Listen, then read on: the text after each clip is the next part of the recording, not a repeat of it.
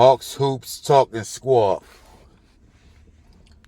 The conspiracy theorists behind the 1983-84 defending champion Philadelphia 76ers getting bounced in the first round to the lowly New Jersey Nets.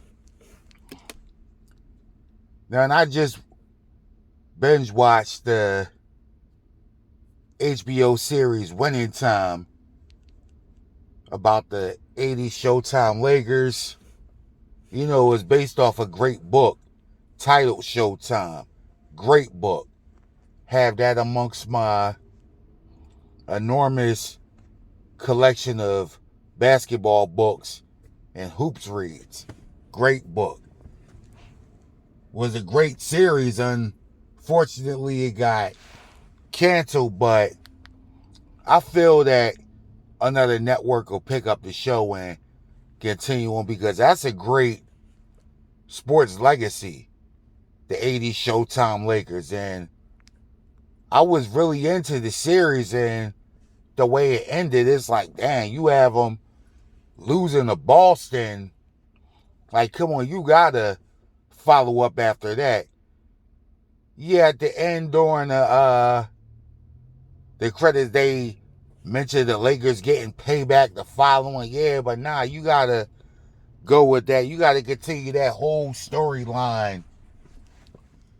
How Magic felt after that tragic Johnson performance in the 84 finals, and he bounced back and it soared from there. You know, this was, this is what led to prime Magic. MVP Magic. So it's like you gotta continue on with that. The redemption in 85, beating them again in 87, and becoming the first team in 19 years to go back to back. It's like, come on, man, you gotta. The series is supposed to end, when Magic retired. That's when the Showtime era officially came to an end. But anyway, during the series, with the whole Bird and Magic storyline that changed the game, they changed the game and took it to another stratosphere. But everybody wanted to see Bird and Magic, and it took them 5 seasons before their teams even met in the finals.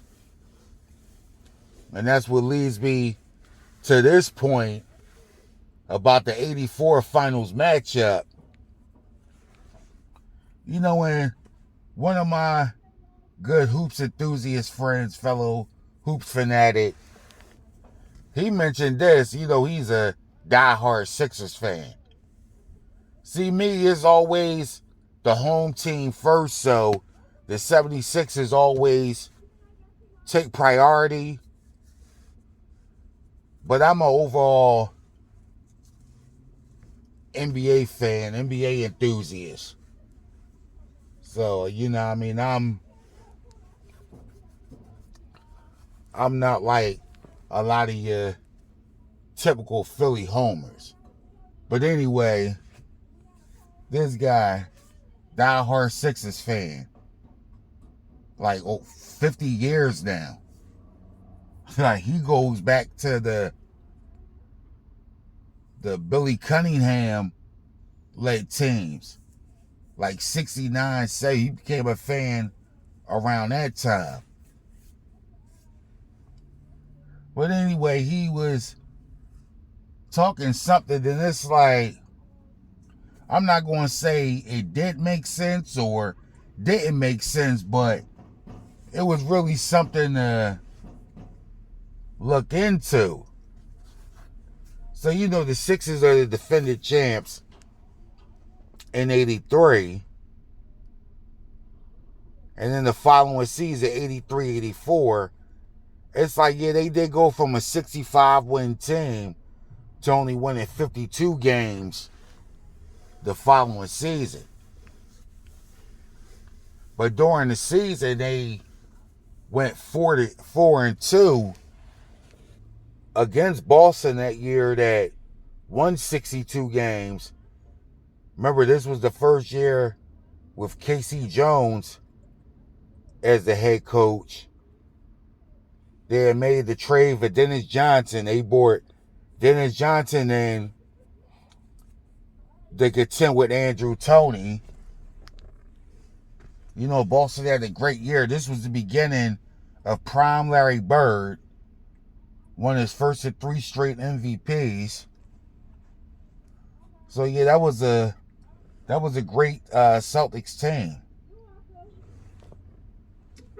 A great team. Thanks. Thank you. Oh yeah, anyway, they went 4-2 against the Boston Celtics, the 76ers did that season. They won the first contest on November 19th. They squeezed out a 1-point win at home at the Spectrum. Then about a couple of weeks later, they went into Boston and won in overtime 122-114.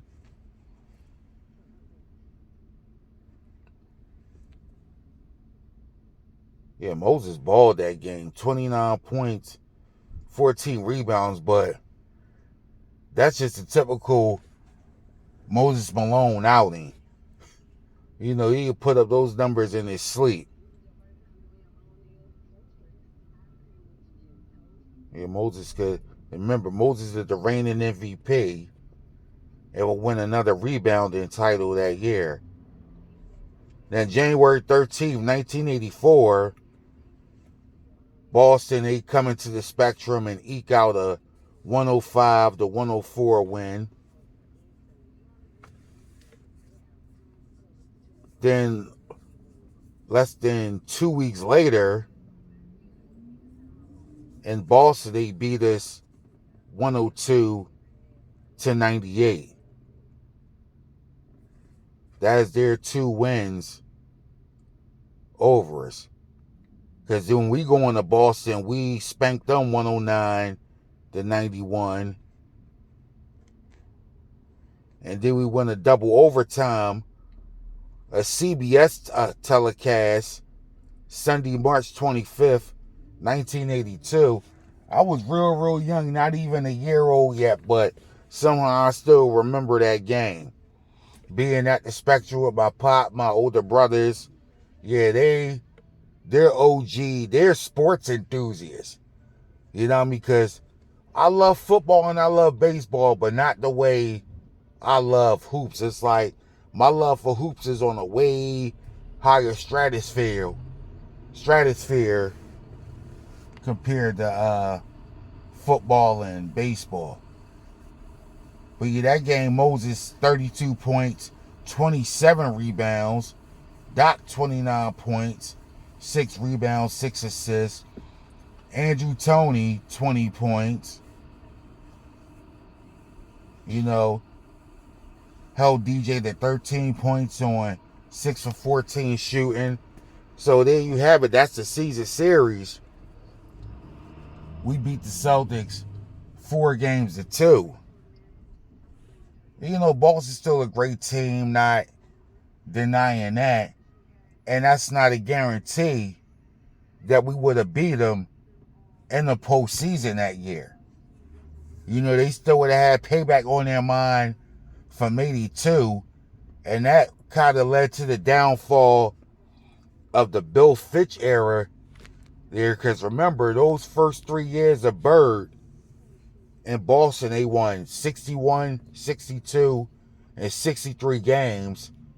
Won a title that, you know, I mean, the Sixers should have won, but they choked. But that's neither here or there. That's a topic for later on. But anyway, they got a title. But We get payback on them in 82. The Game 7 win in Boston when they're chanting beat LA. You know, the next year, they were still a good team. Won 56 games. But they had to go 3 games in a mini-series against the up-and-coming Atlanta Hawks team with a rookie Dominique Wilkins. And then they were swept by the Milwaukee Bucks in the semifinals. A team we spanked 4-1 in the conference finals en route to the championship. But anyway, fast forward to 84. That's not a guarantee that we would have beat Boston in the series. They did have home court advantage. They had payback on their mind. And they really wanted to match up with the Lakers in the finals. Everybody knew the Lakers were going through the West. You know, the Lakers owned the West. Like you knew wasn't nobody beating LA out West in the 7-game series. So it was all about who was going to come out the East. Philly's the reigning champions. And it's like, from a conspiracy theorist standpoint, it's like, nah, we got to get Philly out the way early because they can contend with Boston. They have beaten them in the playoffs, and they beat them 4-2 during the regular season. Now, regular season matchups don't mean the world, but it makes for a great statement. If you know you've beat a team 4 out of 6 times during the regular season, you know you stand a great chance to beat them in the playoffs. Now, whether you beat them or whether you don't, you still have confidence going in that there's a great chance you could take this series. But anyway, conspiracy theorist standpoint, in the higher ups, nah, we can't have that. We got to have Lakers in Boston. Remember, Bird and Magic took the league to another stratosphere. That's another thing I loved about the wintertime series, that they highlighted all of that. How the NBA was on the verge of bankruptcy, and the league was like, fans were turned off by the league. You know what I mean? All the stereotypes, the drug use, and it just wasn't a popular sport. It wasn't nowhere in the stratosphere of Major League Baseball and the NFL. You know what I mean? Shit, even college basketball was way more prevalent than the NBA in the late 70s. Now, even though Doctor came along and made the league exciting, you know what I mean? The fact that the Sixers didn't win any titles, because I feel like had the Sixers won in 77 and 78, you know what I mean, with Doc being the caliber of player he was, like as a spokesman and as a athlete, that would have really made the Sixers America's team. Not saying that Bird and Magic coming along wouldn't have still took it into another stratosphere, but the Doc era would have kickstarted that more had the Sixers had actually won those titles in 77 and 78. Instead of we owe you one, it should have been we owed you one. Meaning here's 2 titles for the 9 and 73 chaos. For all the trades from Wilt Chamberlain onward that led to that downfall, that led to the resurgence of the jean shoe. But anyway, we're back to the 84 squad. Conspiracy theorist standpoint, yeah, we gotta get Philly out the way. It's about Bird and Magic. You know what I mean? That Bird and Magic was the reason why the games went from tape delay to prime time. You know what I mean? So the league needed the Lakers-Celtics matchup. Now, I'm not saying that those teams didn't fight and earn their way to the title an honorable way. I'm just speaking from a conspiracy theorist, a couple of them actually, because it's a couple of OG Sixer fans that put that out there. You know what I mean? And I was like, wow, I felt it kind of intriguing. But for the Sixers to lose like that in the first round to the New Jersey Nets. Now, don't get me wrong, the Nets were a great team. They weren't a contending team, but 82, 83, 83, 84, you know what I mean? That area, the Nets had some great teams. You know what I mean? And honestly, I would take those teams, those Nets teams with Michael Ray Richardson, Otis Birdsong, Darryl Dawkins, Buck Williams, Mike Jaminski, Albert King, you know what I mean, coached by Stan Albeck. Like they had some some good teams. And during the 82-83 season and 83-84, the Sixers and the Nets split those regular season games at 6 wins apiece. 3-3 in 82-83 and 3-3 in 83-84. The Nets matched up great with us. You know what I mean? There's no denying that. It reminds you, we had traded Darryl Dawkins there, which was stupid. You know what I mean? Dawk deserved to be on that 83 team. Like, he really deserved the title. It's a shame that the Sixers choked in 77, 78, and 81, because those should have been 3 guaranteed titles. You know what I mean? No disrespect to that 77 Portland team, the 78 Bullets, or even the 81 Celtics, but the Sixers choked. It is what it is. But I'm not saying that those teams didn't deserve to win. You know what I mean? They won. That's all that matters. But those Nets teams, you know Darryl Dawkins had payback on his mind. You know what I mean? You know Dawk wanted that revenge, so he went chocolate thunder on them. So it's not as big of a shock as many make it out to seem that the Sixers lost to the Nets in that series. It's just, for Doc to predict a Game 5 victory at home, and I've caught a lot of smoke from this when I was only speaking on facts about Doc predicting guaranteeing a Sixers win, and that they might as well mail in the score just to go out there and score 12 points and have 7 turnovers. But to his credit, he did have 10 rebounds. He had 4 assists, 2 blocks of steal, and he shot 5 for 11 from the floor, which isn't bad. You know, it's not bad at all. But it's just like that never sat right with me. You know, and I'm not accusing nobody of throwing a game. I'm not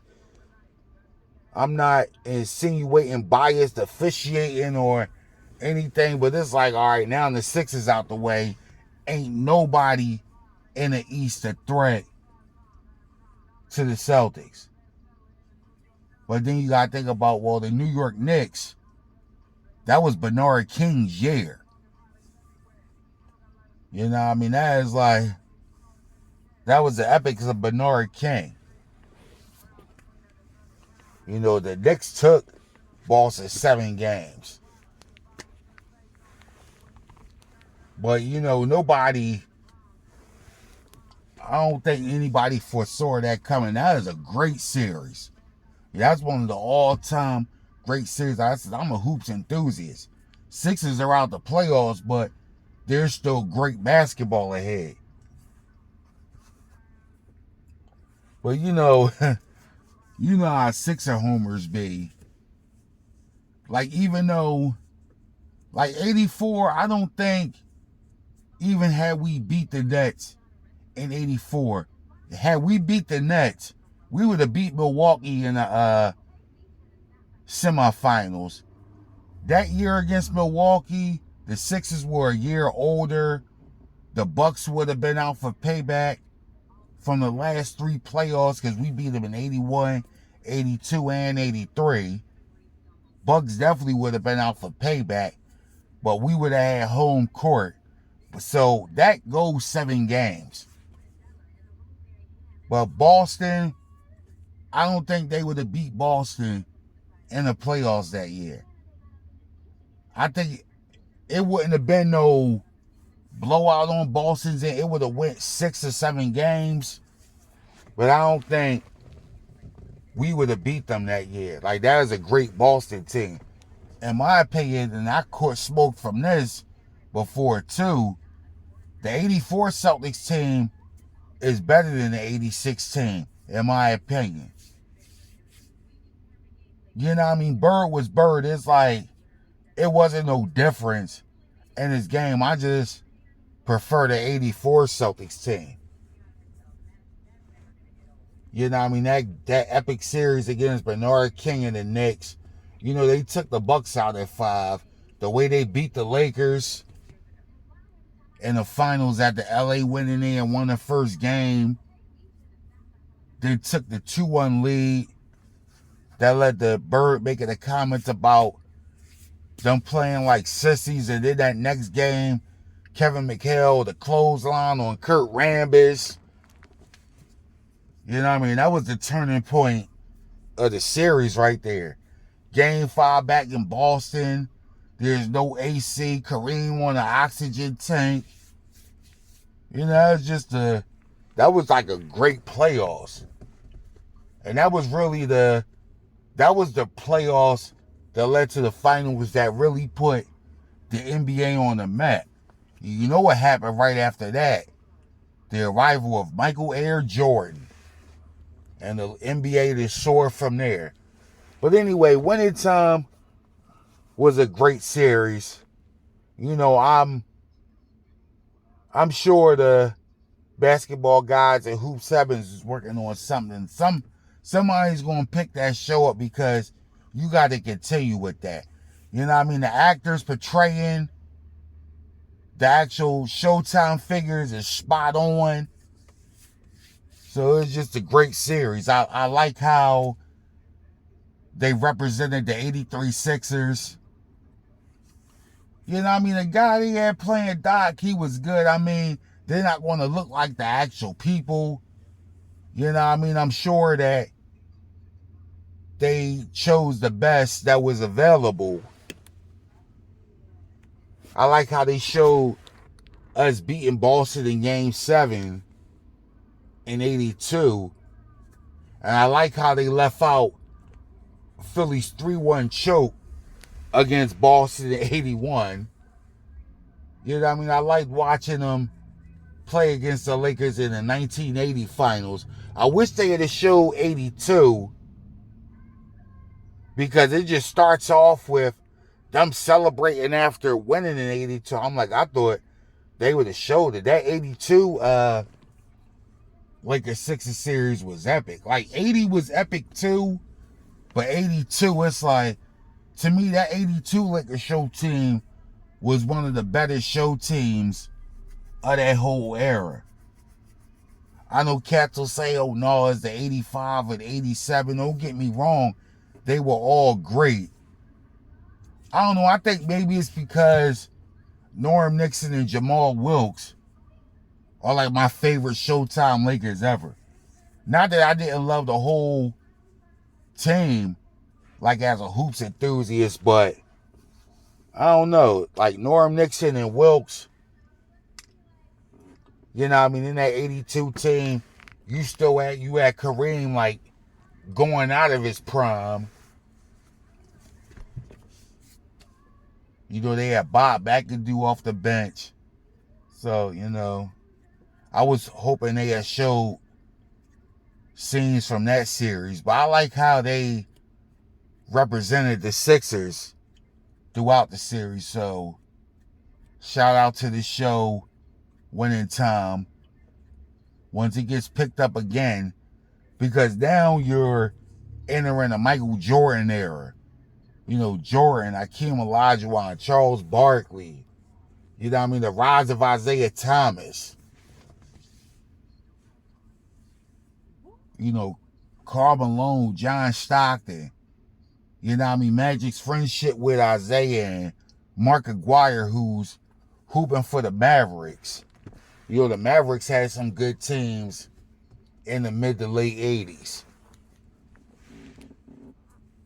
You know, show the redemption against Boston in 85. The heartbreaking 4-1 loss to the Houston Rockets in 86. Ralph Sampson hitting that turnaround buzzer beater, which led to that great 87 run, Magic's MVP season. The repeat against winning again against Boston and going at it with good friend Isaiah Thomas and the Pistons in 88. You know, in 89, they had a great run too, went 11-0 through the West. But, you know, injuries caught up to them and they were swept by Detroit in the finals. Although I think that's Detroit's year regardless. A lot of Laker fans like, oh, if Magic and Byron Scott weren't hurt, they would have beat Detroit. You know what I mean? That's possibly true. I still think Detroit would have edged it out. They wanted payback from 88 because a lot of people think they was robbed in 88. That phantom call on Bill Lane Bear against Kareem. You know, a lot of people think Detroit should have won it in 88 and 6, and never know. Had the ball bounce a few edges to the right, left, up, down, wherever. You never know. But yeah, like overall, it's a great series. You know, it'll be inspiration too to do series on other great dynasties, like perhaps the 90s Bulls, maybe even the 80s Celtics. You could do a spinoff right there. Do another Lakers spinoff with the Shaq Kobe era Lakers. Man, that'd be epic. I'm sure fantastic things like that are in the works. Leave it up to the basketball guys at the Hoops Heavens. But anyway, this was some Hawks Hoops Talking Squawk. Be sure to subscribe to the channel and stay tuned for more content. Hawk out.